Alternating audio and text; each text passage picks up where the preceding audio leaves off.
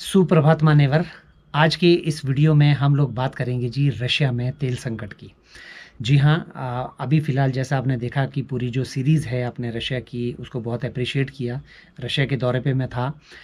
लेकिन अभी कुछ दिनों से वहाँ के जो हालात हैं वो इतने ज़्यादा भयानक हैं कि जो शायद एक रशियन सिटीज़न ने भी नहीं सोचे थे। जब मैं वहाँ पे था तो मैंने भी नहीं सोचा था कि रशिया में कभी ऐसा होगा। उसका एक उदाहरण आपको देता हूँ। रशिया में आज की डेट में पेट्रोल कई जगह पे पौने 200 रुपये यानी कि पौने 200 रूबल पर लीटर में मिल रहा है। यानी कि अगर आप इसको भारतीय रुपए में कन्वर्ट करेंगे तो लगभग 200 से भी पार है। जी हाँ, अभी ये जो प्राइस है वो यही है। अब इस बारे में जानकारी के लिए हम जो है सीधे अपने रूसी दोस्त इलिया भाई से बात करते हैं कि वहाँ पे अभी जो ताज़ा हालात हैं वो क्या हैं।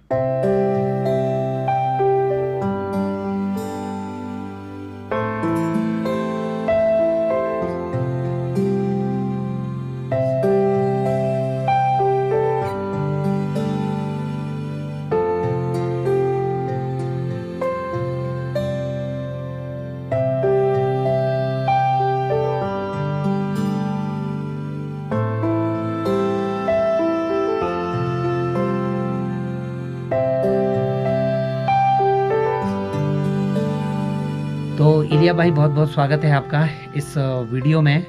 सभी देशवासियों को मेरा प्रणाम। आपसे मैं ये जानना चाहूँगा कि अभी जो फ़िलहाल हालात हैं रूस में, वो तेल को लेके कैसे हैं? हाँ, रूस विश्व के सबसे बड़े उत्पादकों में एक है, ये हम सब जानते हैं। पहले डीजल का किराया था 35-50 रुपए के बीच में। आपने देखा है कि अभी डीजल का किराया है 80 रुपए हो गया ना। अच्छा, कई जगह पे मैंने सुना है कि जो पेट्रोल का दाम है रूस में वो 150 से पौने 200 रूबल प्रति लीटर से भी पार कई बार चला गया है। तो वहाँ का थोड़ा-सा क्या है, क्या ये बिल्कुल सही है? मूल्य बढ़ती रहती हैं बहुत ज़्यादा। तो समझना ये ज़रूरी है कि अलग-अलग कंपनियों के अलग-अलग दाम होते हैं। जहाँ पेट्रोल उपलब्ध है तो वहाँ 150-200 रुपए तक हो सकता है। जहाँ कुछ भी नहीं है यानी खाली है या बस सरकारियों के लिए है, तो वहाँ जो किराया है वो साधारण सा है, यानी बड़ा है फिर भी गगन चुभने वाला किराया नहीं है। अच्छा, आपके कहने का मतलब है कि वहाँ पे जो पेट्रोल का दाम है वो भारत की तरह एक समान नहीं रहता है। हर कंपनी के जो दाम हैं वो अलग-अलग रहेंगे। तो वहाँ पे अभी फ़िलहाल जो सिर्फ़ मिल रहा है वो डीज़ल मिल रहा है। जैसे मैं सोशल मीडिया पे देख रहा था कि वहाँ पे कई जगह पे जो पेट्रोल पंप है वहाँ पे बड़ी लंबी-लंबी कतारें लगी हुई है पेट्रोल के लिए, ख़ास करके हमने भारत में ये कई बार देखा है। तो क्या ये वाली जो स्थिति है ये बिल्कुल सही है? रास्ते में जब गाड़ी मोटरवे से दौड़ती हैं तो बीच बीच में कुछ कुछ लंबी से लंबी रखाएं नजर आती हैं। हाँ, ये भी है। और थोड़े आगे 3-5 किलोमीटर आगे वही पेट्रोल से भरा है टैंक और वहाँ कोई नहीं है। और जहाँ वो सस्ता है तो वहाँ लाइन लगी रहती है। जहाँ पेट्रोल महंगा है तो वहाँ लोग काम होते हैं। मगर सरकारी लोगों के लिए हैं, हमारे प्रशासन के लिए अलग बंदर होते हैं। आम आदमी के जीवन पे क्या फ़र्क पड़ा है जब से ये पेट्रोल के दाम बढ़े हैं? इसका जो प्रभाव पूरे देश में पड़ जाता है ना, पूरे देश में फैला हुआ है, क्योंकि बढ़ते दाम बढ़ते के साथ साथ आम चीज़ों की कीमत लगातार बढ़ती जा रही है। और अगर बढ़ती नहीं जा रही है तो ये चीज़ें नहीं मिलती हैं। तो आपने सुना होगा कि कुछ समय पहले क्रीम खाद्य संकट की निकट था, यानी वहाँ डीजल पहुंचाने का कोई साधन नहीं था और खाद्य की वस्तुएं वहाँ पहुंचाने में भी कोई सुविधा नहीं थी। ये भी सच है। जिस तरह मुझे मालूम है तो शायद पूरे देश में आपने भी देखा है कि जहाँ मैं रहता हूँ वहाँ तो पेट्रोल नहीं है, डीजल है और वो भी महंगा है। अच्छा, रूस में सिर्फ़ डीज़ल मिल रहा है।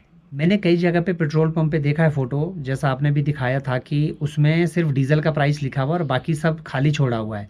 यानी कि जो 92, 95 या 100 ऑक्टेन का जो पेट्रोल है, वहाँ पे कोई प्राइस नहीं लिखा है। इसका मतलब है वहाँ पे पेट्रोल नहीं है, सिर्फ़ डीज़ल है और डीज़ल भी वहाँ पे लगभग 70 से 80 रूबल प्रति लीटर के रेट पे मिल रहा है। जी हाँ सर। तो इस तरह के जो हालात हैं, ये क्या हालात पूरे रूस के हैं या खासकर किसी एक पार्टिकुलर शहर या किसी पार्टिकुलर रीजन में है या पूरे रूस में ऐसा ही है? स्थिति काफ़ी गंभीर है, काफ़ी गंभीर है, दक्षिण से उत्तर तक। और जिस तरह मुझे पता है, जिस तरह मैं ज्ञात हूँ, वो ईंधन संकट पहुंच गया ओम्स्क, यानी मध्य सिबीर, यानी पाश्चात्य सिबीर। तो बसेज़ वहाँ की जो लोकल बसेज़ हैं उनका क्या हिसाब है? अभी फ़िलहाल चल रही हैं या आम लोग जो है ऑफ़िस जा पा रहे हैं? आपको कितनी परेशानी होती है इसके बिना जो ख़ास करके जैसे जो फ्यूल प्राइसेस बढ़े हैं?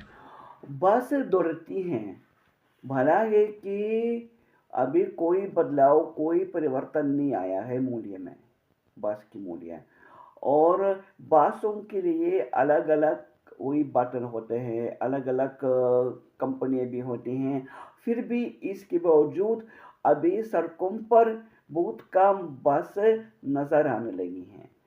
मुझे कभी कभार 20, कभी कभार 30 मिनट तक बसों की प्रतीक्षा करना पड़ते हैं। हाँ, सच में अब बस दौड़ते हैं, फिर भी इनकी संख्या कम हो गई। इलिया भाई के शहर वोरोनिश के अलावा भी कई जगह पे मेरी बात हुई है, जैसे कि मॉस्को में है या ओम्स्क में मेरे दोस्त रहते हैं। तो उन्होंने कहा कि ओम्स्क में इस तरह की जो समस्या है वो पहली बार आई है और वहाँ पे जो पेट्रोल है वो ज़्यादातर पेट्रोल स्टेशन पे नहीं है और बहुत सारे लोग जो ख़ास करके अपनी कारों से अपने काम तक जाते थे, वो 3-3 दिन हो गए हैं उनको, वो अपने काम पे नहीं जा पा रहे हैं। जो लोग जो है नज़दीकी जो पब्लिक ट्रांसपोर्ट है इस्तेमाल करते थे, उनके लिए भी बड़ा मुश्किल हो गया क्योंकि भीड़ बहुत ज़्यादा हो गई है पब्लिक ट्रांसपोर्ट में। तो ये रूस के लिए बड़ा चैलेंजिंग सिचुएशन है और आप जानते हैं ये पहली बार हुआ है कि जब रूस जो कि तेल को निर्यात करता था, वो उल्टा तेल को आयात कर रहा है।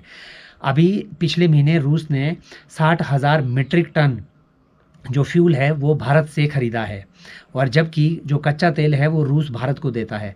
दरअसल इसका जो कारण रहा वो रहा है जी, यूक्रेन ने रूस के ऊपर जो आक्रमण किया वो खास करके उनकी रिफाइनरीज पे बहुत ज़्यादा जो है उस पर अटैक किया, जिसकी वजह से जो रिफाइनरीज का कहते हैं कि 65% जो रिफाइनरीज हैं वो रूस की डिस्ट्रॉय हो गई है और जिसकी वजह से रूस में जो तेल का उत्पादन है वो उतना नहीं हो पा रहा है जितनी डिमांड है।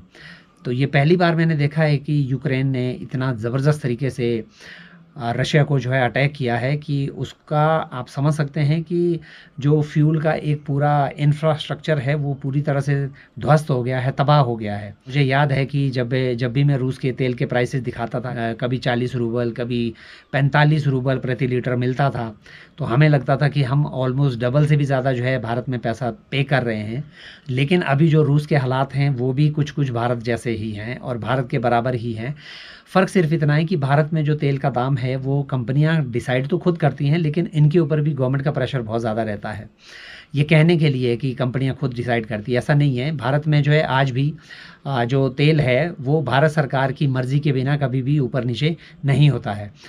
रूस में ये चीज़ है कि वहाँ पे जो तेल कंपनियां हैं वो अपना जो प्राइस है वो खुद डिसाइड करती हैं। एक पेट्रोल पंप पे आपको आज भी 65 रूबल में मिल रहा होगा और दूसरे पे आपको मिल रहा होगा 92, तीसरे पे मिल रहा होगा 120। इस तरह से जो है हर कंपनियां अलग अलग जो है डिसाइड करती हैं। लेकिन रूस में एक अच्छी बात ये है कि जो पब्लिक ट्रांसपोर्ट है वो बड़ा स्ट्रॉन्ग है, खास करके जैसा कि इनका जो रेलवे सिस्टम है, इनका जो डोमेस्टिक फ़्लाइट्स का जो नेटवर्क है वो बड़ा स्ट्रॉन्ग है और जिस वजह से मुझे लगता है कि देश के अंदर में कोई समस्या नहीं होगी। और छोटी-छोटी जो बसेज़ हैं या बड़े शहरों में जो बड़ी बसेज़ हैं, हालाँकि अब तो वहाँ पे भी इलेक्ट्रिक बसेज़ जो है मैंने देखा है मॉस्को, सेंट पीटर्सबर्ग में काफ़ी ज़्यादा आ गई हैं और उससे पहले भी उनकी वो जो बसेज़ होती थी जो इलेक्ट्रिक तारों से जो है जो कनेक्टेड रहती थी, तो वो भी वहाँ पे बहुत ज़्यादा चलती है। वो तो सोवियत ज़माने से हैं, आज भी वो चलती हैं। ट्रैम्स वहाँ पे बहुत ज़्यादा चलती हैं, ख़ास करके जो सिटीज़ हैं, अगर कोई बड़ी सिटी है तो वहाँ पे ट्रैम ज़रूर होगी।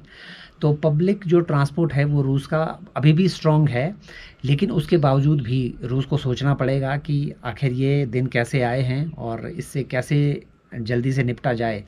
मैं उम्मीद करता हूँ कि भाई रूसी जो सरकार है वो इसको जल्दी जो है टैकल करने की कोशिश करेगी और जो समाधान है वो बड़ा जल्दी होगा, ताकि जो टूरिस्ट हैं, जैसे खास करके भारत के जो लोग हैं वहाँ पे घूमने के लिए जाना चाहते हैं, ताकि उनको भी कोई समस्या ना हो। क्योंकि अभी इस समय मैं आपको बताता हूँ रूस जाना सच में बेहद महंगा है। हालांकि इसके बारे में हम लोग एक और नया वीडियो बनाएंगे कि रूस अभी कितना महंगा है, जाना चाहिए या नहीं जाना चाहिए, इसके बारे में मैं एक अलग से वीडियो बनाऊंगा। तो फ़िलहाल आपको जी ये अपडेट देना था कि रूस में जो है अभी फ़िलहाल जो हालात हैं फ्यूल को लेके वो ज़्यादा अच्छे नहीं हैं। तो चलिए जी, मिलते हैं आपसे किसी एक और नए वीडियो में, तब तक के लिए बाय बाय।